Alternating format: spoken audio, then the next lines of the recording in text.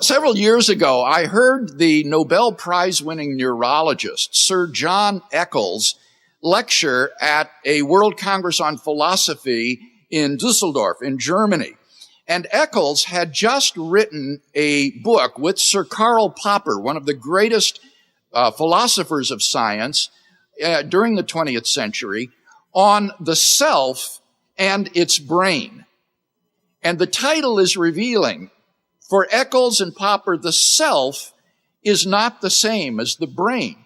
The self, or what was traditionally called the soul, is a personal, immaterial mental substance, and the brain is a material organ that sits in our cranium. And Eccles and Popper were defending what they called dualism interactionism, that there is an immaterial self which uses the brain as an instrument for thought, as Eccles put it. And he compared the relationship of the self to the brain to that of a pianist to his piano. The piano is an instrument that the pianist uses to play music. And if the instrument is damaged, say out of tune or the strings are broken, then clearly the pianist, though he has the ability to play good music, won't be able to produce music because the instrument that he uses to make music is damaged or incapacitated. And similarly, Eccles said that the self and the brain are related in that way. The brain is an instrument that the self uses to think. And so it's not surprising that when the brain is damaged or confused or perhaps intoxicated or drugged, that the self will not be able to use its instrument for clearly and properly thinking.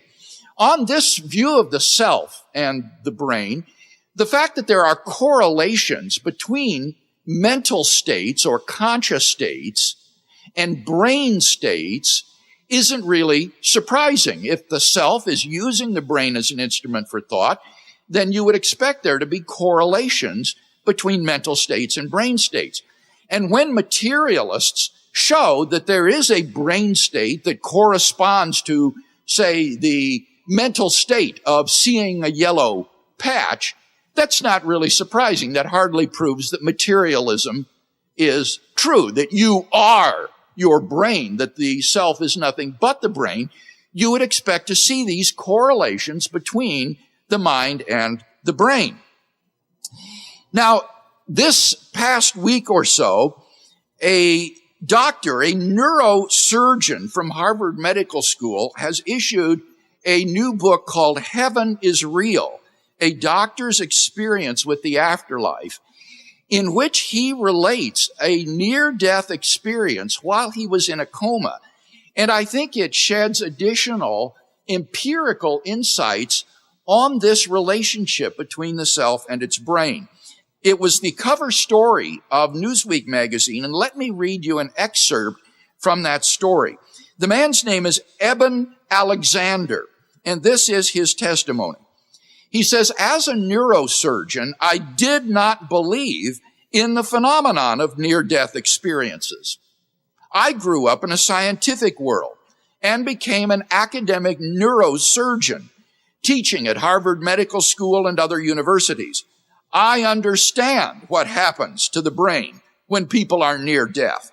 And I had always believed there were good scientific explanations for the heavenly out-of-body journeys described by those who narrowly escaped death. In the fall of 2008, however, after 7 days in a coma, during which the human part of my brain, the neocortex, was inactivated, I experienced something so profound that it gave me a scientific reason to believe in consciousness after death. Very early one morning, 4 years ago, I awoke with an extremely intense headache. Within hours, my entire cortex, the part of the brain that controls thought and emotion, and that in essence makes us human, had shut down. Doctors at Lynchburg General Hospital in Virginia, a hospital where I myself worked as a neurosurgeon, determined that I had somehow contracted a very rare bacterial meningitis that mostly attacks newborns. E. coli bacteria had penetrated my cerebrospinal fluid and were eating my brain. When I entered the emergency room that morning, my chances of survival in anything beyond a vegetative state were already low. They soon sank to near non-existent. For 7 days, I lay in a deep coma, my body unresponsive, my higher order brain functions totally offline. There is no scientific explanation for the fact that while my body lay in a coma, my mind, my conscious inner self, was alive and well, while the neurons of my cortex were stunned to complete inactivity by the bacteria that had attacked them. My brain-free consciousness journeyed to another larger dimension of the universe, a dimension I'd never dreamed existed, and which the old pre-coma me would have been more than happy to explain was a simple impossibility. But that dimension, in rough outline, the same one described by countless subjects of near-death experiences and other mystical states, is there. It exists. And what I saw and learned there has placed me quite literally in a new world, a world where we are much more than our brains and bodies, and where death is not the end of consciousness, but rather a chapter in a vast and incalculably positive journey. I'm not the first person to have discovered evidence that consciousness exists beyond the body. Brief, wonderful glimpses of this realm are as old as human history. But as far as I know, no one before me has ever traveled to this dimension, A, while their cortex was completely shut down, and B, while their body was under minute medical observation, as mine was for the full 7 days of my coma. All the chief arguments against near-death experiences suggest that these experiences are the results of minimal, transient, or partial malfunctioning of the cortex. My near-death experience, however, took place not while my cortex was malfunctioning, but while it was simply off. This is clear from the severity and duration of my meningitis and from the global cortical involvement documented by CT scans and neurological examinations. According to current medical understanding of the brain and mind, there is absolutely no way that I could have experienced even a dim and limited consciousness during my time in the coma, much less the hyper-vivid and completely coherent odyssey I underwent. Now, if you're interested in reading about that odyssey, look at the Newsweek article or Eben Alexander's book. But I wanted to give his concluding paragraphs. He says, the plain fact is that the materialist picture of the body and brain as the producers rather than the vehicles of human consciousness is doomed. In its place, a new view of mind and body will emerge, and in fact is emerging already. This view is scientific and spiritual in equal measure and will value what the greatest scientists of history themselves have always valued above all, truth. This new picture of reality will take a long time to put together. It won't be finished in my time, or even, I suspect, my son's either. I'm still a man of science, every bit as much as I was before I had my experience. But on a deep level, I'm very different from the person I was before, because I've caught a glimpse of this emerging picture of reality. And you can believe me when I tell you that it will be worth every bit of the work it will take us and those who come after us to get it right. The salient point here that I wanted to emphasize was not the veridicality of his experience. That's not the important thing here. I'm not maintaining that he had a veridical experience of the afterlife or that he actually went on such a journey. Maybe it was all an illusion of consciousness, a sort of hallucinatory experience. That's not the point.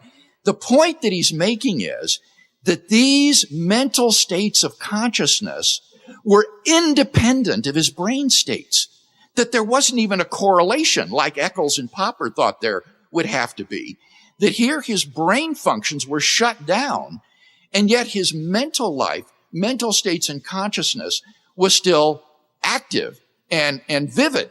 And it's that disconnect that I thought was so important, not the veridicality of the experience, but rather this showed that there is mind which functions independently of brain states.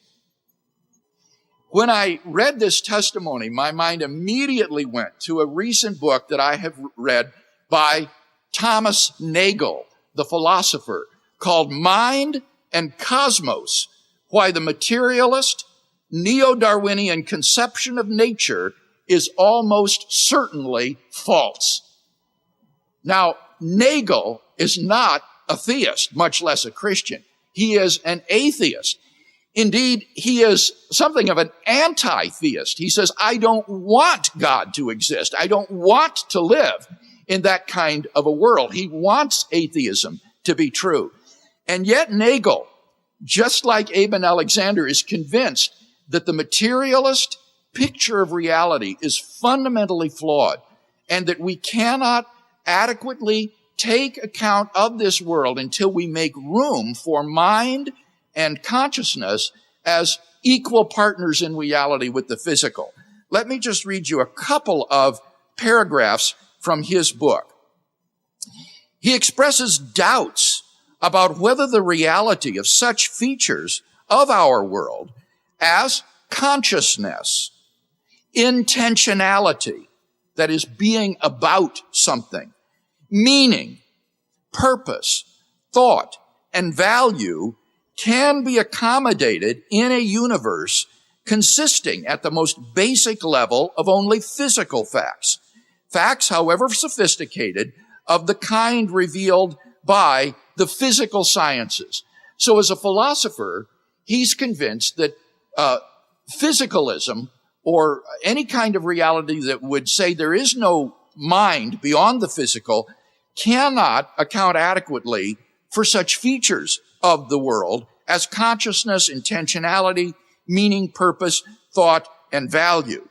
He goes on to say on page 35, consciousness is the most conspicuous obstacle to a comprehensive naturalism that relies only on the sources of physical science. If we take this problem seriously and follow out its implications, it threatens to unravel the entire naturalistic world picture. And then near the end of the book, on page 128, he says, I would be willing to bet that the present consensus, the present naturalistic, materialistic, physicalistic consensus will come to seem laughable in a generation or two. Though, of course, it may be replaced by a new consensus that is just as invalid. The human will to believe is inexhaustible. And that's the end of the book. So it's so intriguing that a philosopher and a neuroscientist both have come to the conviction that this physicalistic, naturalistic view of the world, which prevails in Western academic society, is fundamentally flawed, fatally flawed, and will be done away with in the next generation. Wouldn't that be amazing if we were seeing or living at a time where naturalism and physical reductionism is actually on its last legs, despite it seeming to be the dominant paradigm in Western academia, that the next generation will see the unraveling of this naturalistic paradigm.